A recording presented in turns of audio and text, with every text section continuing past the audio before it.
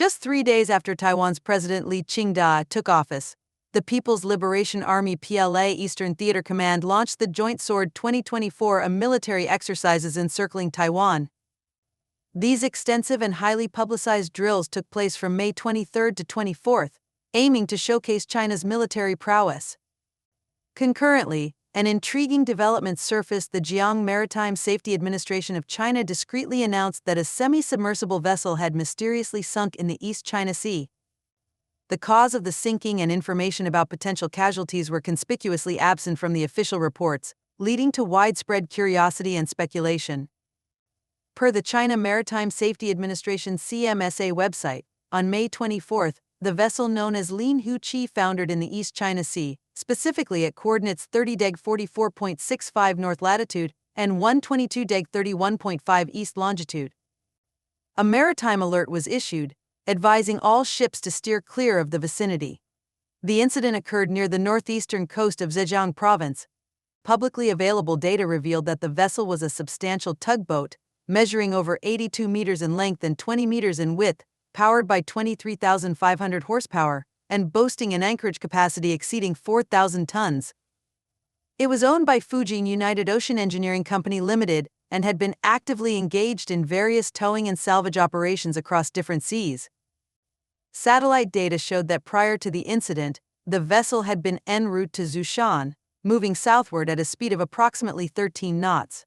However, at around 7 a.m. on May 24, the vessel abruptly changed direction and slowed down before losing all satellite signals by 8:54 a.m. The Chinese authorities offered no explanation for the tugboat's unexpected sinking, but the timing of the incident raised eyebrows. The PLA's military drills around Taiwan were in full swing from May 23 to 24.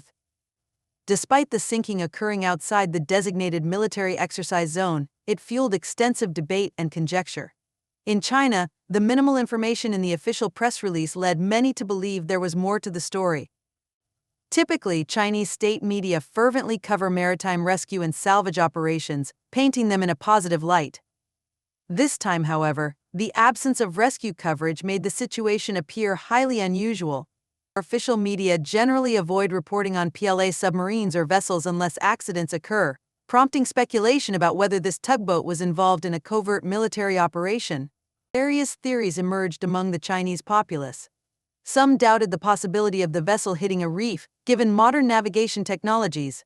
Others suggested that corruption led to substandard construction, causing the vessel to fail. Some speculated that the Chinese Communist Party (CCP) might have inadvertently sunk its own ship during missile tests in the military exercises. Another hypothesis was that the tugboat was attempting to tow another sunken vessel and failed, resulting in the loss of both ships. For President Lee Ching-da of Taiwan, the primary concern is not merely the Chinese military exercises but the broader implications. Taiwan's military, comprising the Army, Navy, and Air Force, remains on high alert in response to the CCP's maneuvers. As a secluded island with an export-driven economy, Taiwan faces the severe risk of economic collapse if blockaded, potentially turning it into an economically paralyzed dead island. The PLA's drills were designed to create strategic firing points by linking key locations to the island's north, south, and east, effectively tightening a stranglehold on Taiwan's independence forces with every act of provocation. In 2018, the United States began officially selling arms to Taiwan, notably including 18 AAQ-33 targeting pods. These pods significantly enhance the ground attack capabilities of Taiwan's F-16V fighter jets. The AAQ-33 can precisely calibrate targets over long distances and transmit high-quality images back to the Operations Command Center.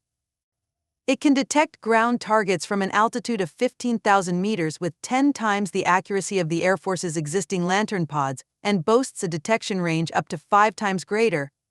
This advanced technology considerably increases the kill rate of the F-16Vs. Additionally, these jets are now fully compatible with other American aircraft, including the F-15, F-18 fighters, and B-1 and B-52 bombers. The F-16V has recently reaffirmed its outstanding reputation, as evidenced by photos released by Taiwan's Ministry of National Defense.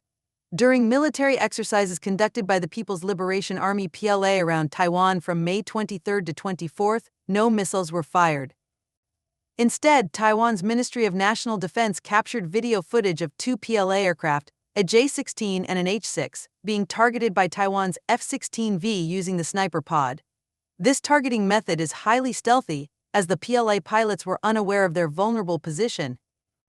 In an actual combat situation, they would have been neutralized by AIM-9X Sidewinder missiles, known for their agility and fire-and-forget capability, allowing them to turn up to 100 deg per second and track targets automatically. Facing such an adversary, PLA pilots must feel quite uneasy. The recently released footage from Taiwan provides only a glimpse of the broader context. Reports suggest that on April 27, two PLA J-11BS aircraft encountered four U.S. FA-18 Hornets over the South China Sea, resulting in an intense dogfight. The PLA aircraft were reportedly locked onto by U.S. fire control radar, the final step before firing, prompting a swift retreat. Once the video of the J-16 and H-6 being locked on was made public, the PLA was visibly intimidated. Despite this, on May 23, they crossed the median line of the Taiwan Strait, attempting to encircle the northern and southern ends of Taiwan. On the 24th, they flew to the waters around Taiwan, where Taiwanese forces locked onto them again. After Taiwan released the video, the PLA ceased crossing the median line of the Taiwan Strait. Embarrassment for the PLA in the Taiwan Strait is not new. Last August, when Nancy Pelosi visited, a U.S. electronic warfare aircraft disrupted the communication systems of trailing J-16D fighters. This time, both the J-16 and the H-6 were locked on by Taiwan's F-16Vs. Both Taiwan and the U.S. act decisively when necessary. President Biden's recent speech at West Point was particularly assertive, stating that the United States is willing to use force to defend its allies and core interests, warning that anyone targeting the U.S. military would face severe consequences. On the issue of the Taiwan Strait, Biden, who had previously been hesitant, clearly stated that Taiwan is a core interest of the United States. Taiwan Semiconductor Manufacturing Company TSMC and Taiwan's supply chain are crucial to the U.S. economy. If Taiwan were to fall, the U.S. would suffer significantly. While some argue that Biden misspoke, this is the fourth time he has made such a statement, making it unlikely to be an error. Additionally, the U.S. State Department and relevant officials have not issued any denials, which is unusual. It appears that the U.S. is firmly committed to protecting Taiwan. Should the PLA act recklessly, they could face the full force of the U.S. military. The Taiwanese Air Force has long had the capability to lock onto PLA aircraft from a distance, but it had never been publicly disclosed before. The Ministry of National Defense deliberated for a long time, concluding that the best way to counter the PLA's persistent threats without engaging in actual combat was to release all the intelligence they had gathered on the PLA and make the photos public to deter them. In this recent case, Taiwan used sniper pods to lock onto PLA aircraft, and the released photos showed a white frame instead of a red one. The message was clear: Taiwan's F-16Vs could have completed the lock-on at any time, but chose not to, demonstrating their capability to engage if necessary. The release of the F-16 photos must have had U.S. approval, as Taiwan's F-16s require American consent even for minor repairs, let alone publicizing sensitive photos. Therefore, Defense Minister Chiu Kuo-cheng likely received tacit approval from the U.S., indicating that the U.S.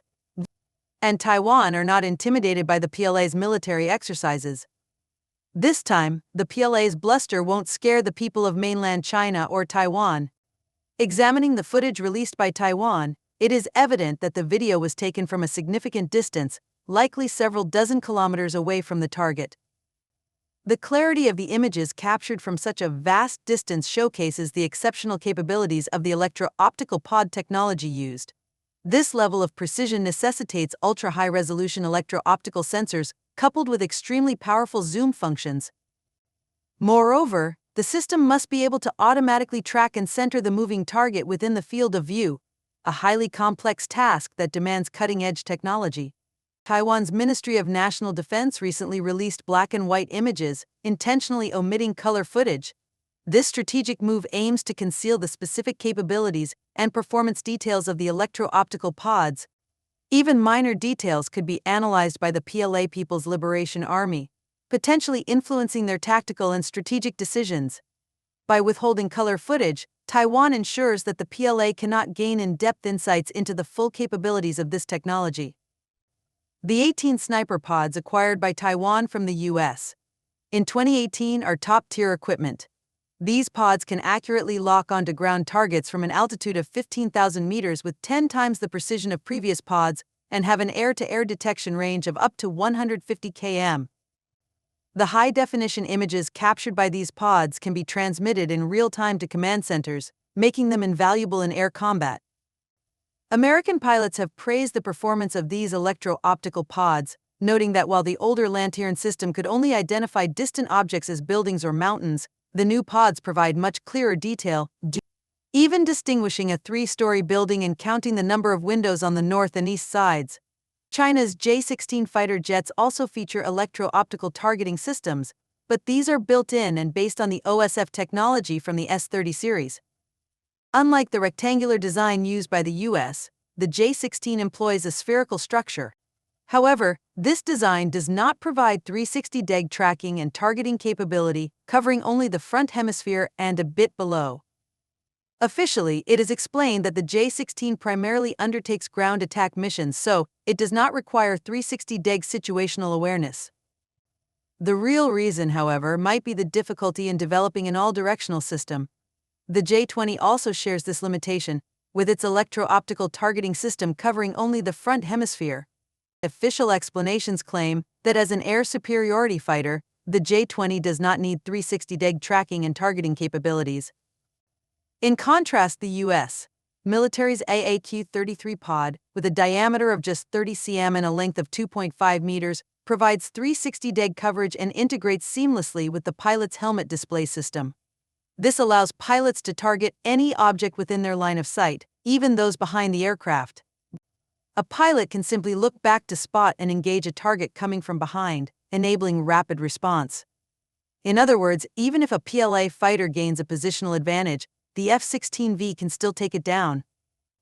The targeting video released by Taiwan clearly shows that the Taiwanese fighter jet captured the PLA aircraft from a position above and behind. The PLA fighter evidently could not lock onto the F-16V. If they had that capability, they would have released their footage to show off.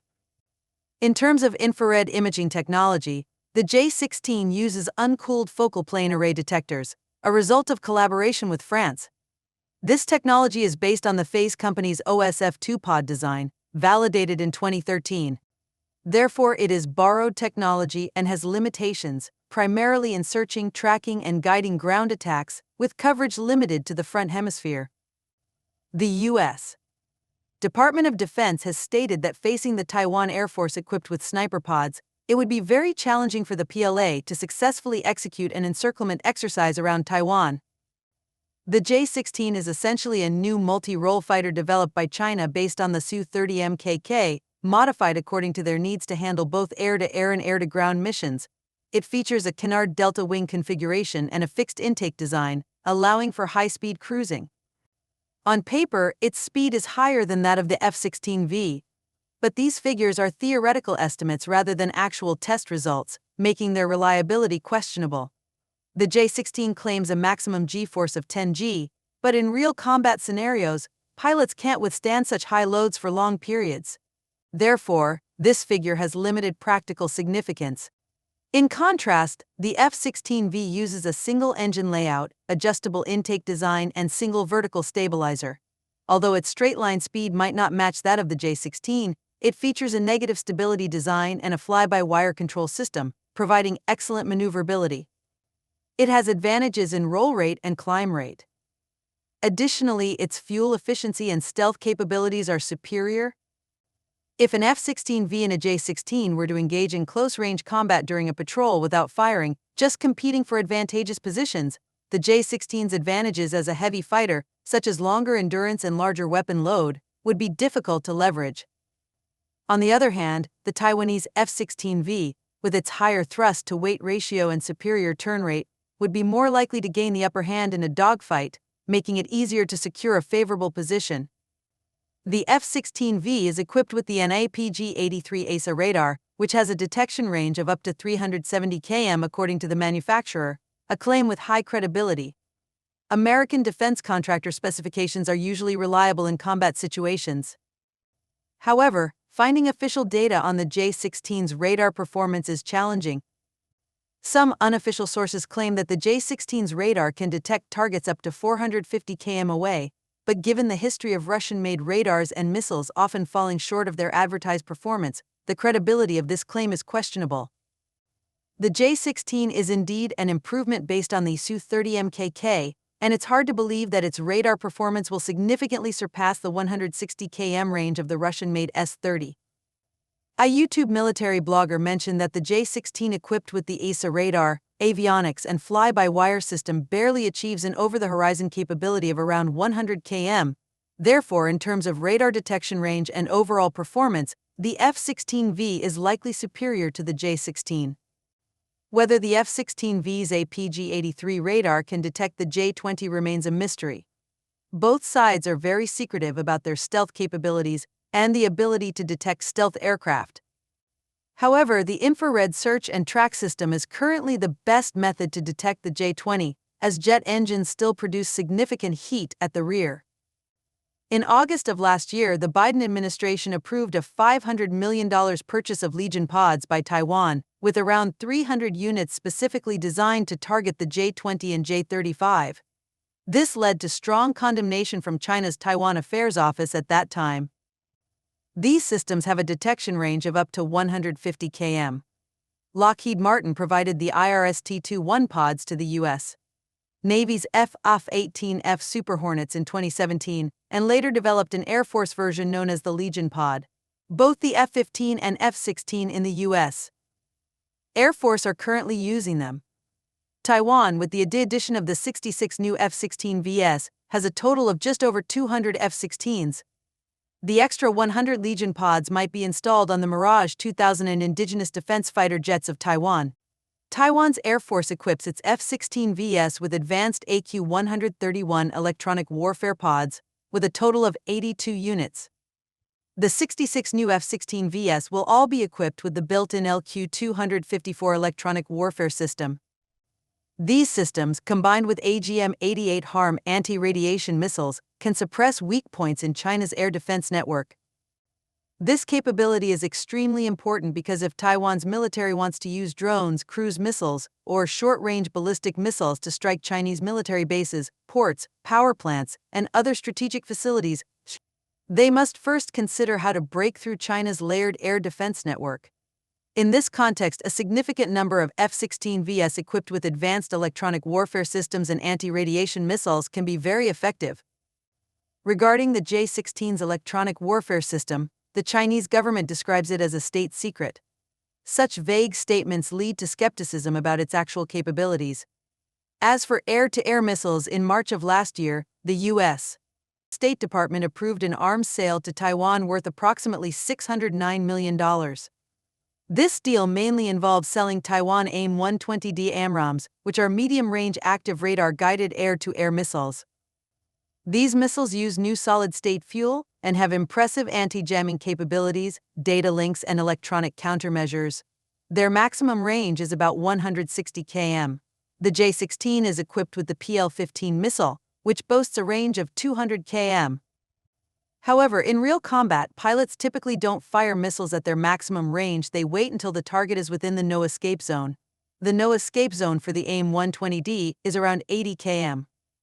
In August of the previous year, the Biden administration approved a $500 million agreement for Taiwan to purchase Legion pods, securing approximately 300 units specifically designed to target the J-20 and J-35 fighter jets. This decision provoked strong condemnation from China's Taiwan Affairs Office. These pods have a detection range of up to 150 kilometers. Initially, Lockheed Martin supplied the IRST-21 pods to the U.S. Navy's F-18F Super Hornets in 2017, and later created an Air Force version called the Legion pod. Currently, both the F-15 and F-16 in the U.S. Air Force utilize these systems. With the addition of 66 new F-16Vs, Taiwan's fleet now comprises just over 200 F-16s.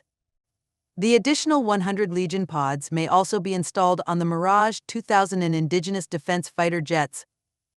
Taiwan's Air Force has also outfitted its F-16Vs with advanced AQ-131 electronic warfare pods, totaling 82 units. The 66 new F-16Vs will include the integrated LQ-254 electronic warfare system. These systems, combined with AGM-88 HARM anti-radiation missiles, can effectively neutralize weaknesses in China's air defense network. This capability is essential because, for Taiwan's military to deploy drones, cruise missiles, or short-range ballistic missiles to strike Chinese military bases, ports, power plants, and other strategic facilities, they must first penetrate China's layered air defense network. In this context, a significant number of F-16Vs equipped with advanced electronic warfare systems and anti-radiation missiles can be highly effective. The J-16's electronic warfare system, which the Chinese government describes as a state secret, remains shrouded in mystery, leading to skepticism about its true capabilities. Concerning air-to-air missiles, in March of last year, the U.S. State Department approved an arms sale to Taiwan worth approximately $609 million.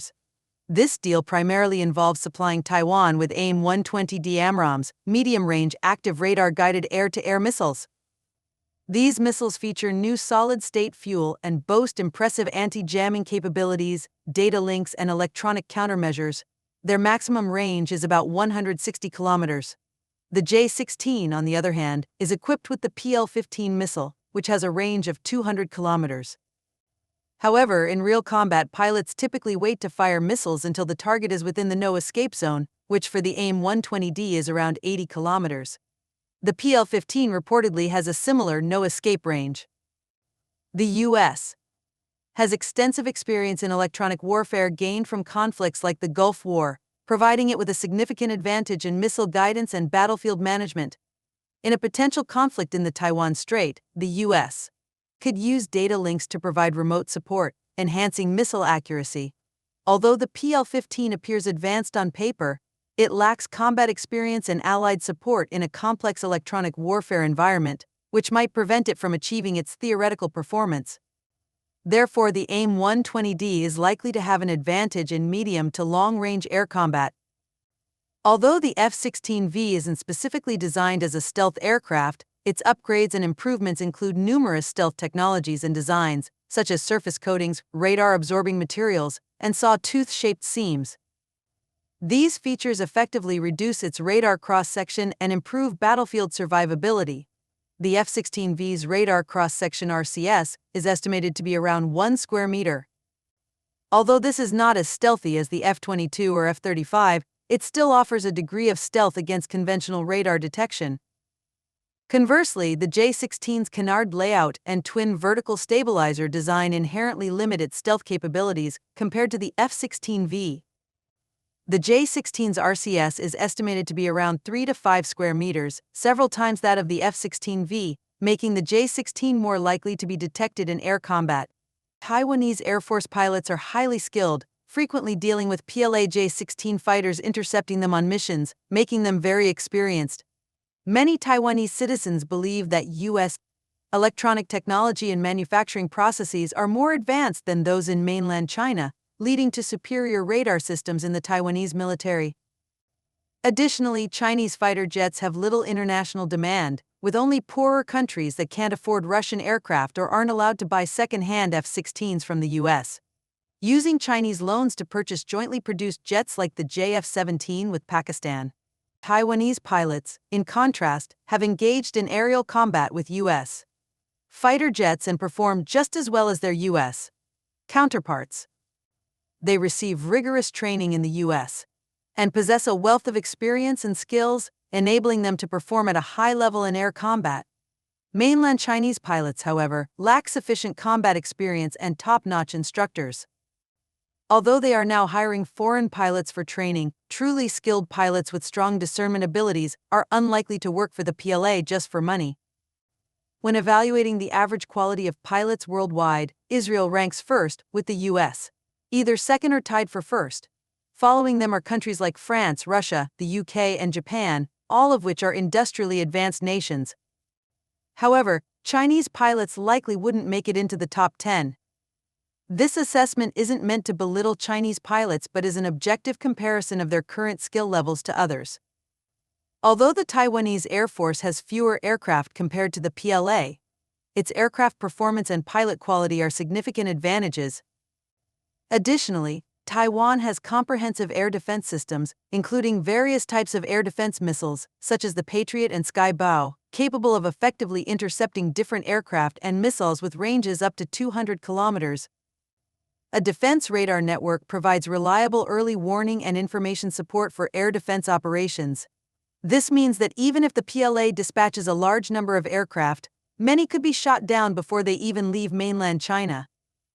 Therefore, even though the Taiwanese Air Force is numerically inferior in terms of aircraft, it still maintains a degree of air superiority thanks to advanced aircraft performance, excellent pilots, and a comprehensive air defense system.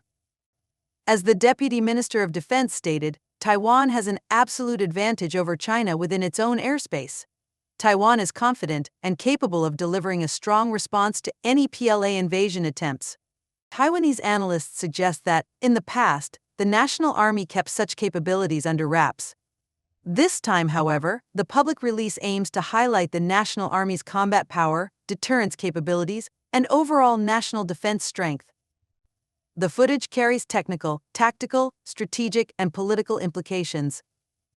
Amidst a show of force by the CCP, with large-scale military drills, the primary concern for Taiwan's president and its people is not the military threat, but rather a challenging legal battle.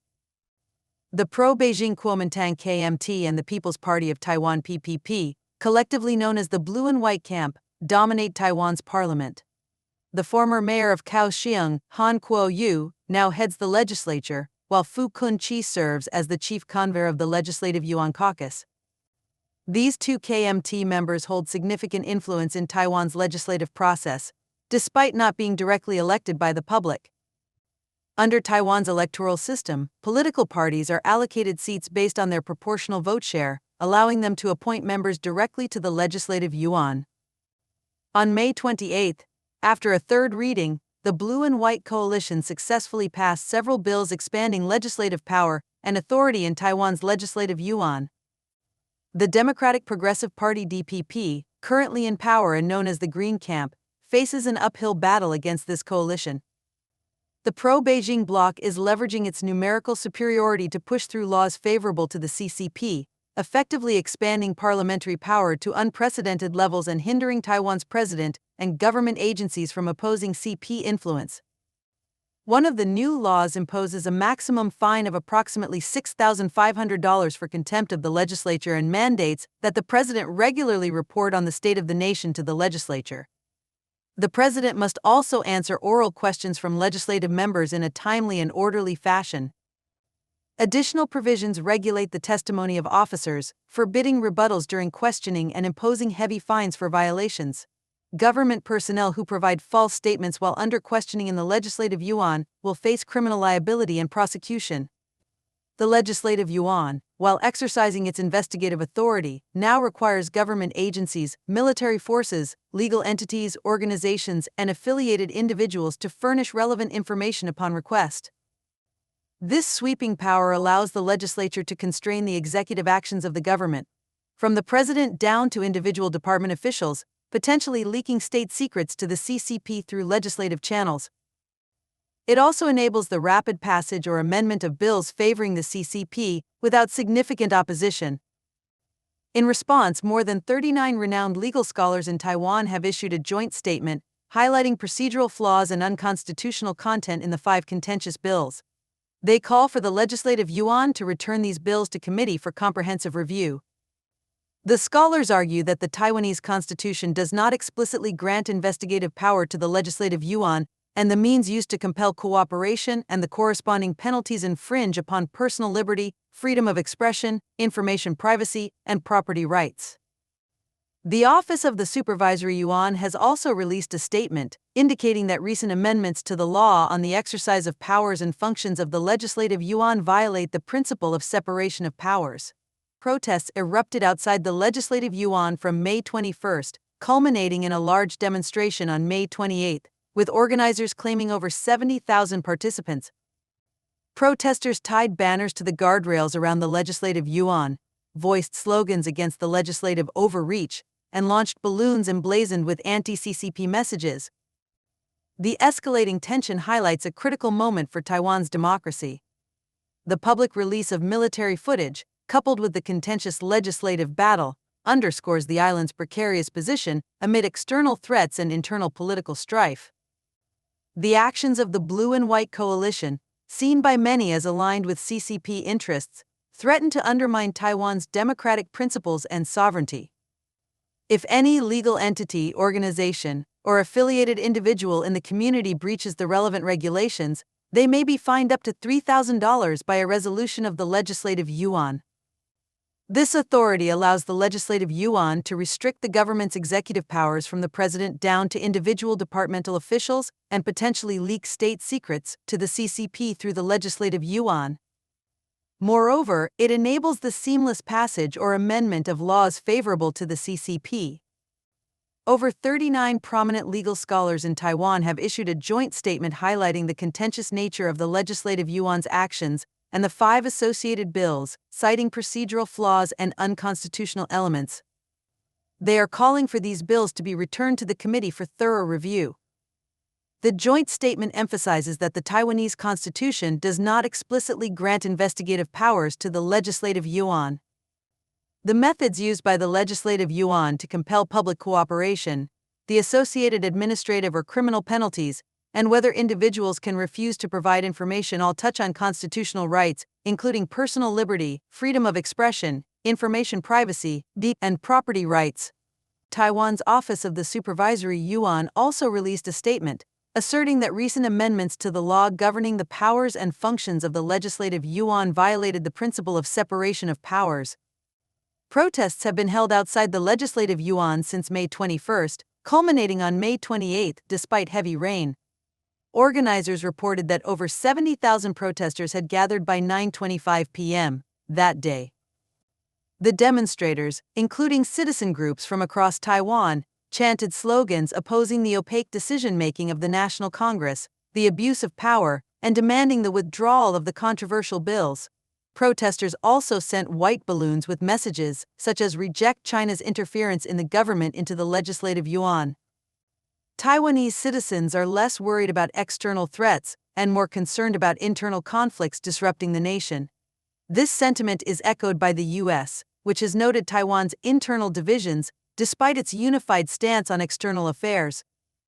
Many protesters emphasize the importance of voicing their opinions to protect future generations, contrasting Taiwan's democratic values with the oppressive political climate in China. They criticize KMT and TPP legislators for undermining Taiwan's democracy by pushing through laws without adequate discussion, thus disregarding minority voices. There are also allegations that the KMT and Taiwan People's Party TPP are covertly supported by the Communist Party, aiming to create chaos in Taiwan's parliament. Protesters argue that reform is needed within China, not Taiwan. Civic groups have mobilized protests under the 528 Taiwan Greenbird Action uniting people across 15 counties and cities, including Taipei, to demonstrate at train stations, city halls, libraries, and art museums. In February 2024, exiled Chinese writer Yuan Hongbing revealed that the CCP had orchestrated these events. Yuan, previously the head of the litigation department at Peking University's law faculty, was secretly arrested in 1994 for subversion and later granted political asylum in Australia. He maintained connections with anti-Xi Jinping sources within the CCP.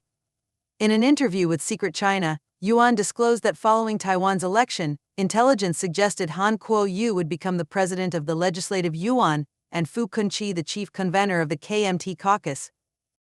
Xi Jinping promptly instructed senior CCP officials to use these appointments to launch a strategic offensive against Taiwan and dominate the Legislative Yuan. Xi's directives included using public opinion to intimidate Taiwan and leveraging key opinion leaders to exaggerate internal terror. He tasked officials with pushing for controversial legislative reforms and anti-Taiwan independence laws to create confusion and weaken the DPP administration's governance efficiency. These maneuvers aim to establish a foothold for the CCP within Taiwan's political structure, posing unprecedented dangers to Taiwan's democracy.